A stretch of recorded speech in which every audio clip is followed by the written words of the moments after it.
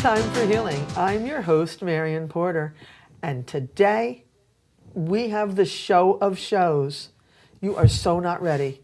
We have none other than Ray Guilemette Jr., the multi-award winning Elvis Presley tribute artist here. Ooh. Yes, that's a mouthful. That's a mouthful, I ain't gonna lie, it's a Marion, sure. mouthful. He's here to tell us his healing journey. Get ready. Oh my God.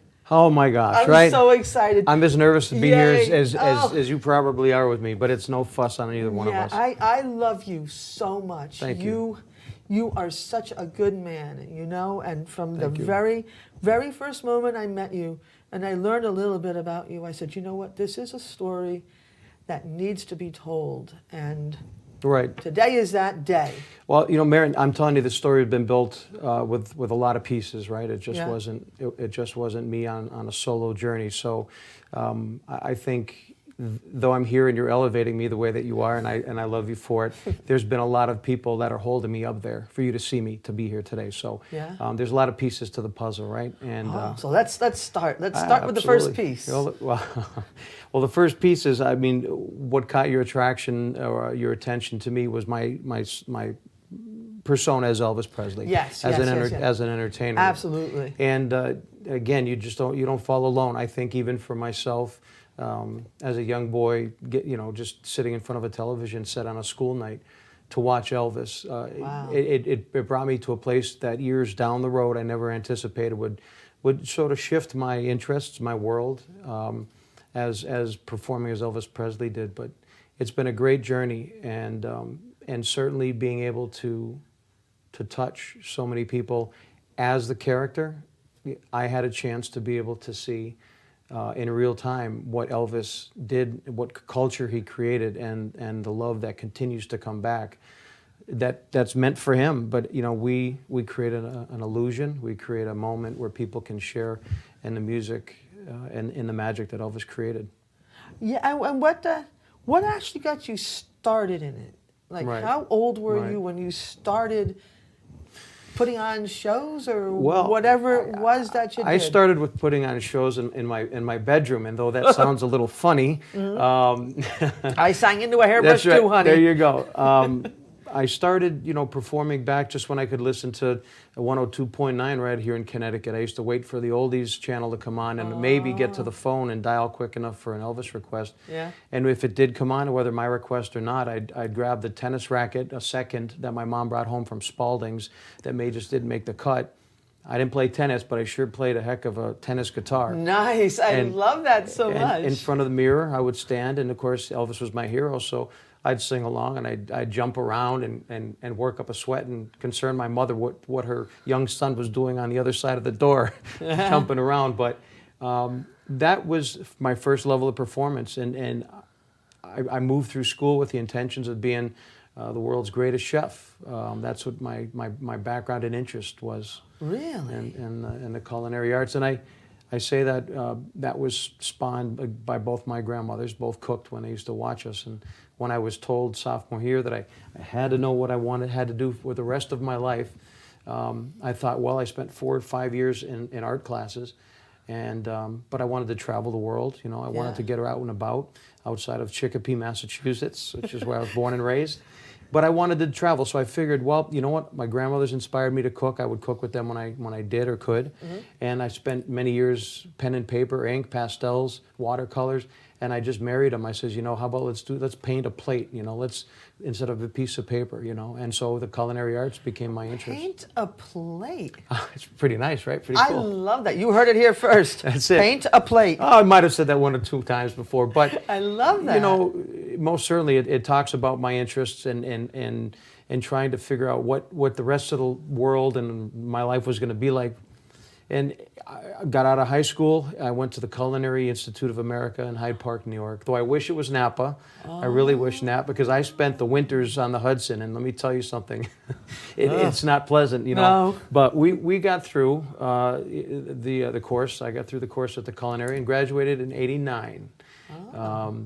And off I was running. I worked right out of school. I ended up working with the restaurant now, I believe, called Nutmegs, but what used to be called the Eatery in South Windsor, Connecticut. Oh, I was a sous I chef know there where for, that is. yes, right. So I was a sous chef there for about 2.5 years or so.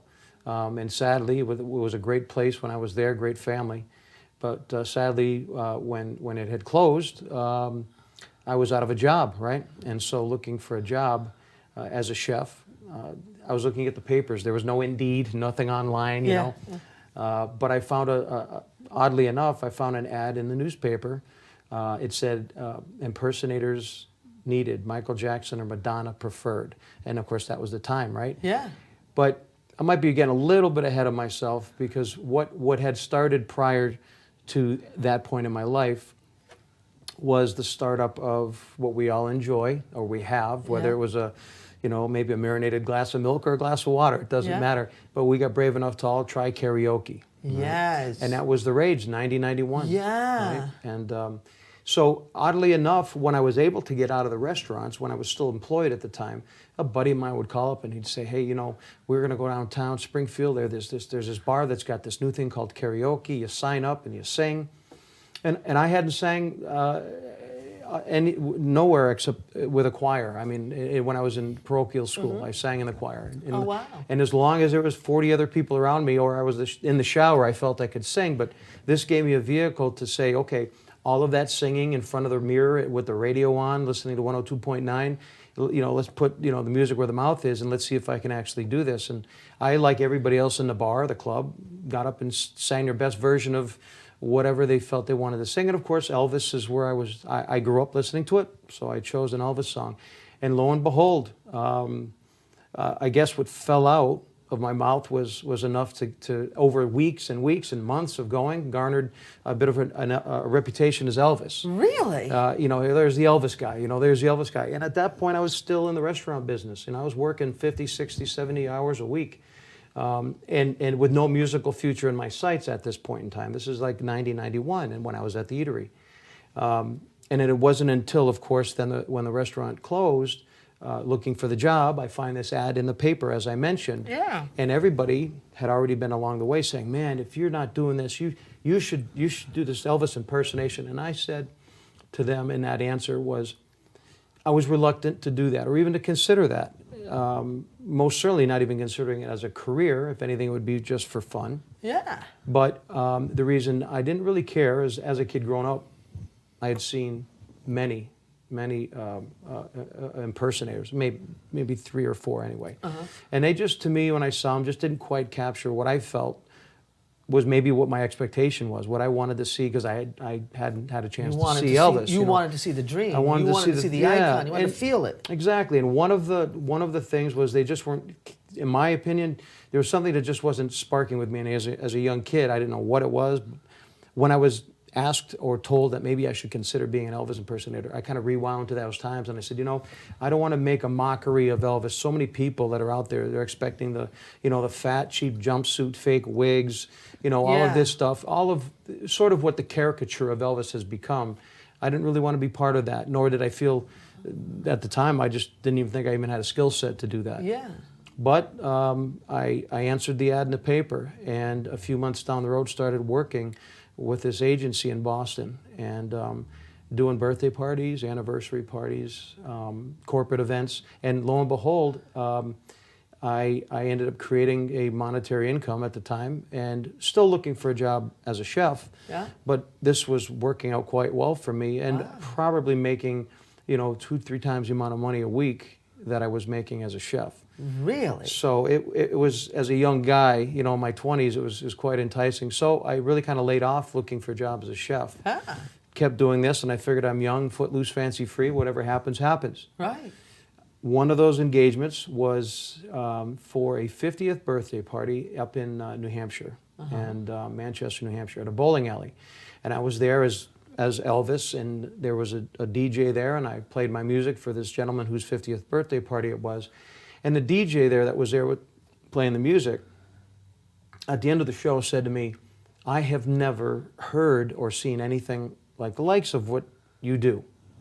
I'm a huge Elvis fan. In fact, I'm, in a few weeks, going to Memphis with my son. We're going to register the state of New Hampshire as an official Elvis Presley fan club. the Granite State Elvis Presley Fan Club. There wasn't an official fan club. So he said, whatever you do, you should consider going down to Memphis. It was August 16th, 1993. Wow. And he said, you should go down, and there's this huge contest. You need to compete in this thing. And I'm like, I don't know, But I went down 2 weeks later with him, a stranger I had met just 2 weeks earlier. Whoa. And we drove down and spent 20 some odd hours together with folks I had just met. And 5 days later, after this competition, 5 days long, about 137 contestants, I win the darn thing. No. So yeah.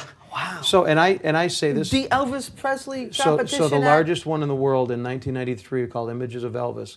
And you won it. I hadn't left really the state of Massachusetts, for Pete's sake, and I went down to Memphis, and I saw jumpsuits across the wall. I mean, hundreds long, beautiful ornate jumpsuits, and I was pretty much dressed like this. I mean, not even as a flamboyant jacket, but yeah. basically a jacket, a pink shirt, black pants, white buck shoes, Pat Boone shoes, and so I win this contest, and I had no idea at all, Marion, what that moment in my life was going to do for me. Now, it changed it dramatically. Ah. I had already, been performing as an Elvis impersonator back then for, like I said, the birthday parties, the anniversary parties, corporates here and there.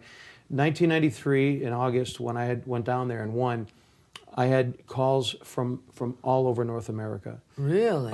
Literally living back home. When I got home in my Fonzie apartment upstairs with my parents, the phone wouldn't stop ringing because it had gone over AP Press. It had been touted, Sebastian in the Morning, and Gary Craig, and, oh my God. O'Brien and O'Brien, and all the radio stations locally were AM, FM were calling, and so with that, knowing that there was this local Chicopee chef wins worldwide Elvis contest.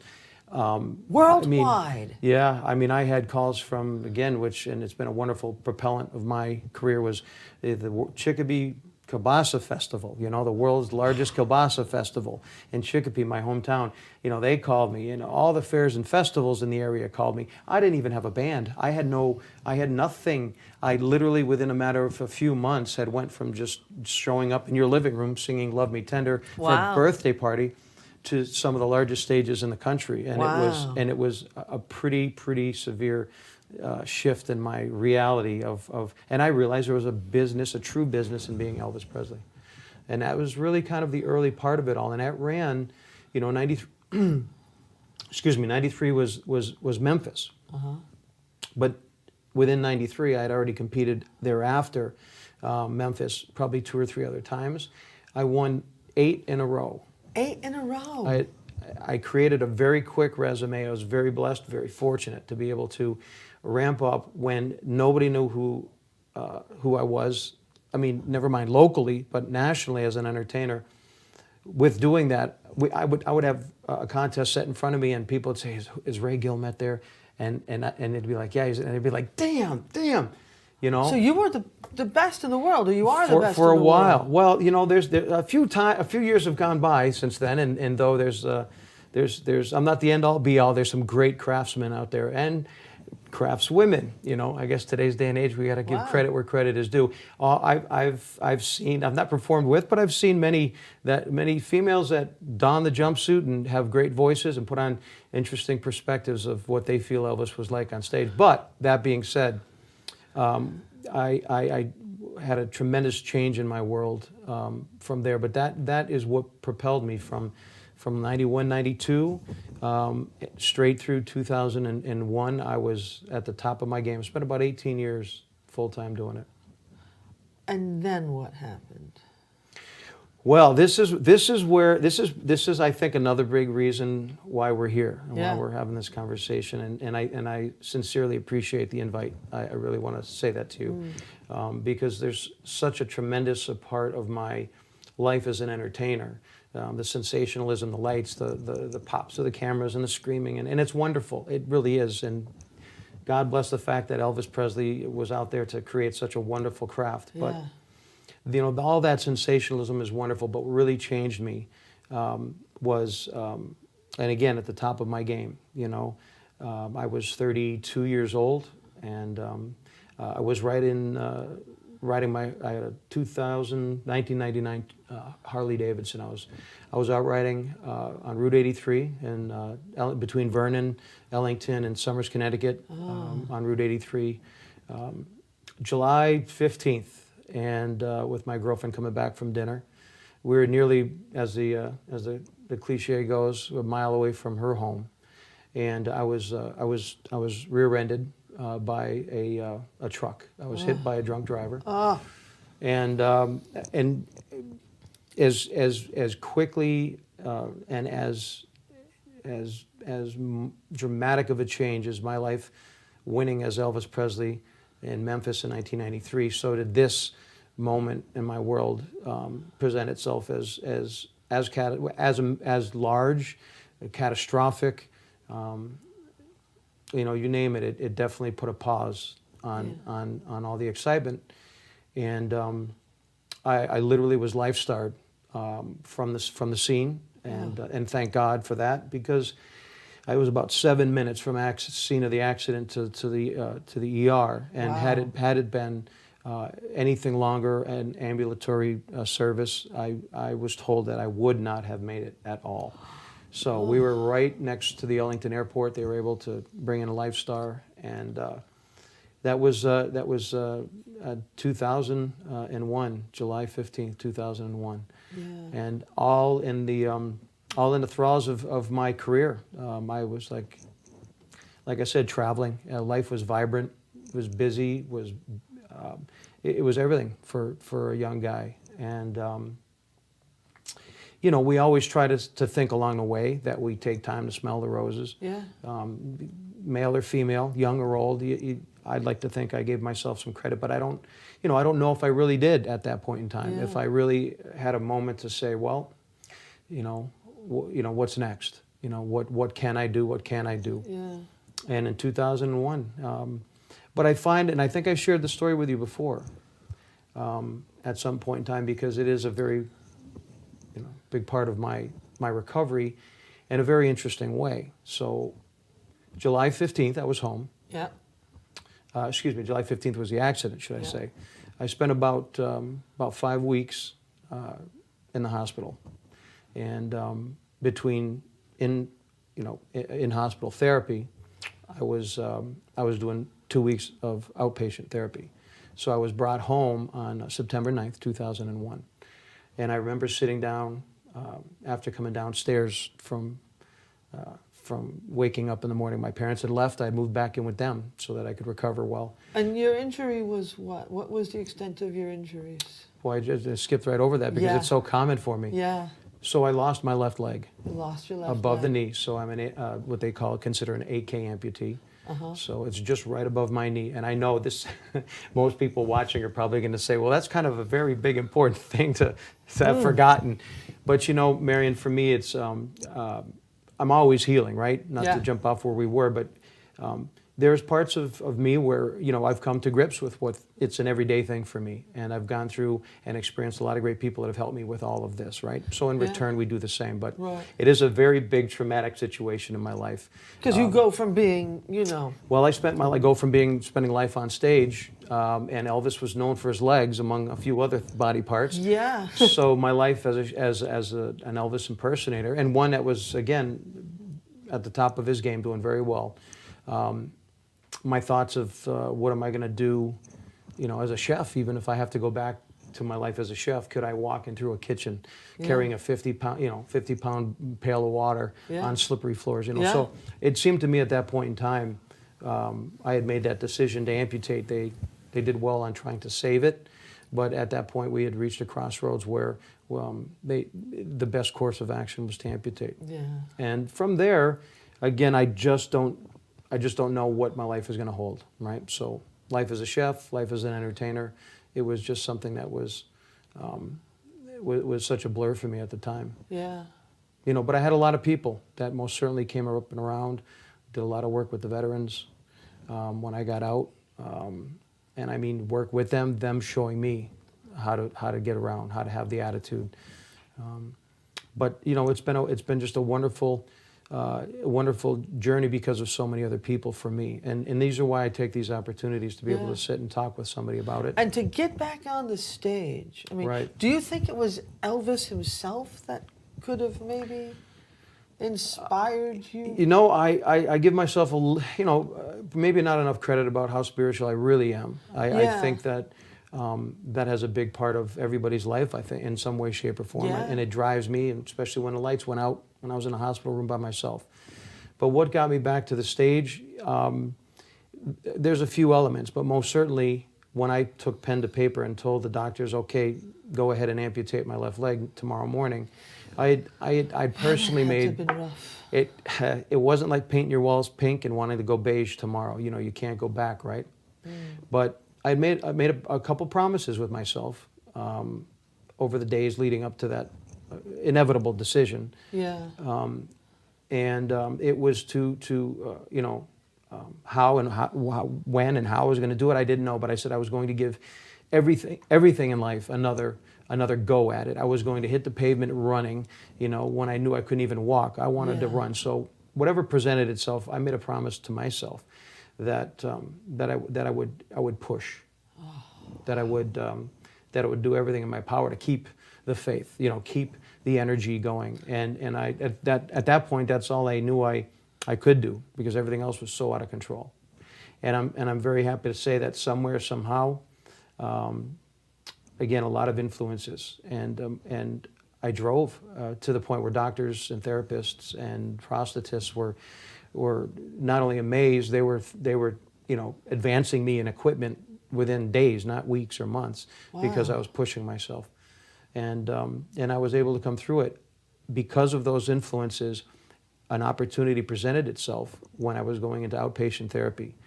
The prosthetic company said to me, "We think we have an item for you. We have a prosthetic for you that is one of its kind." There are only about 200 people in the United States that had it at that point in time.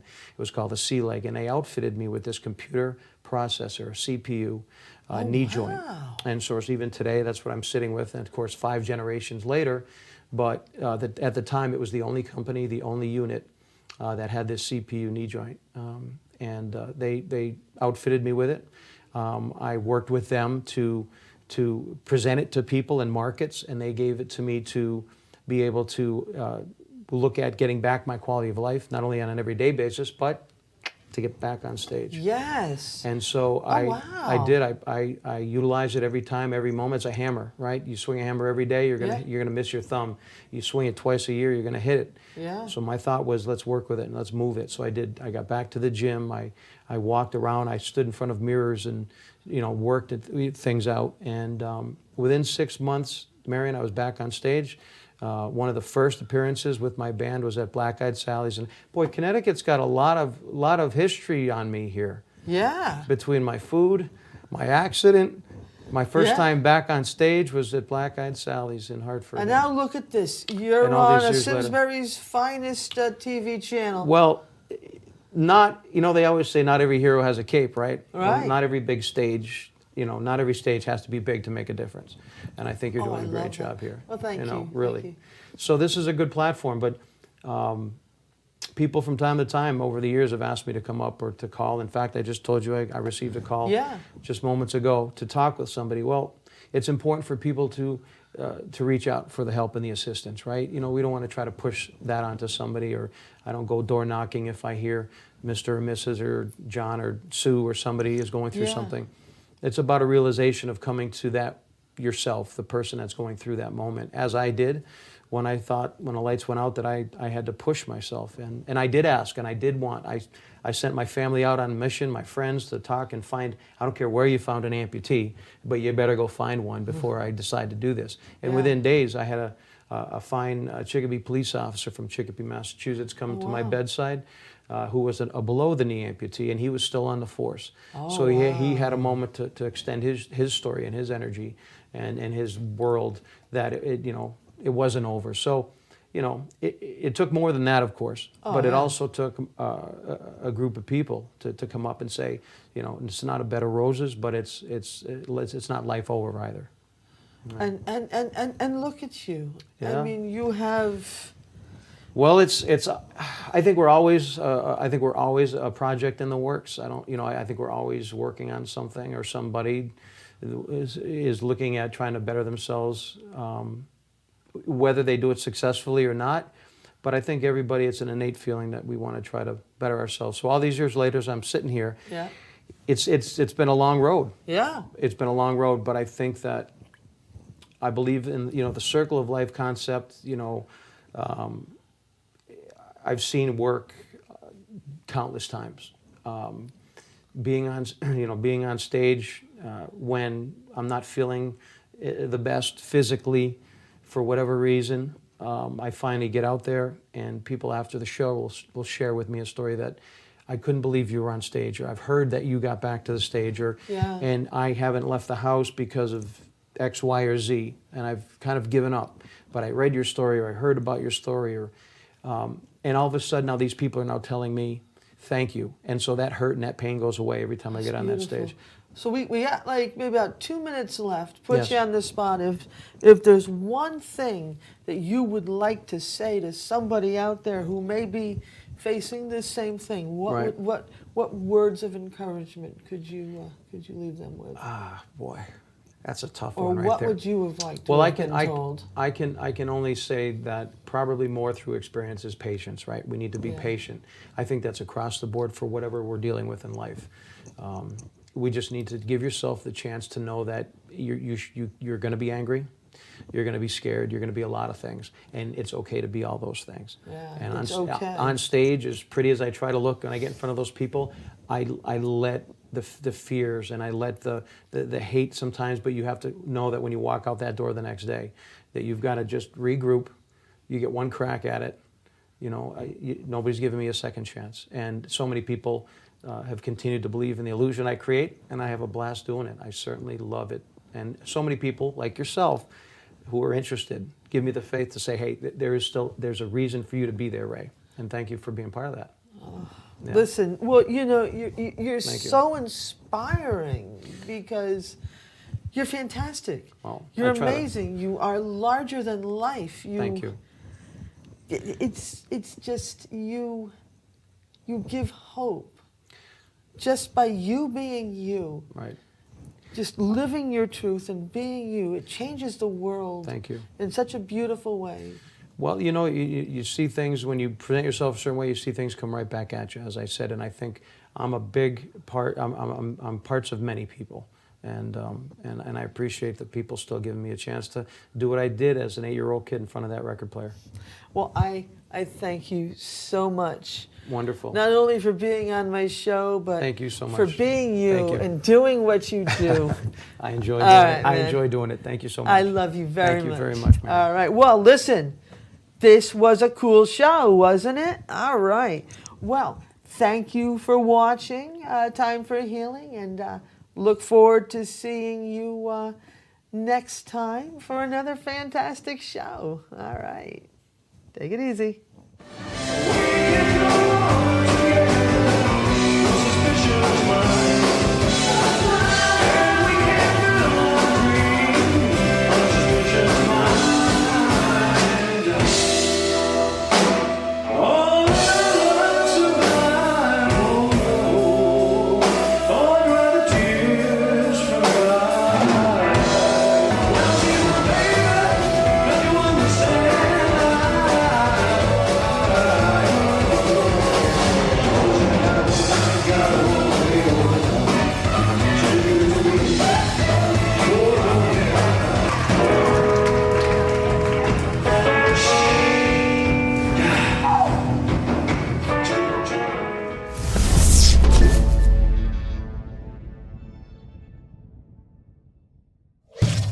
Funding for Simsbury Community Television is provided in part by contributions from viewers like you.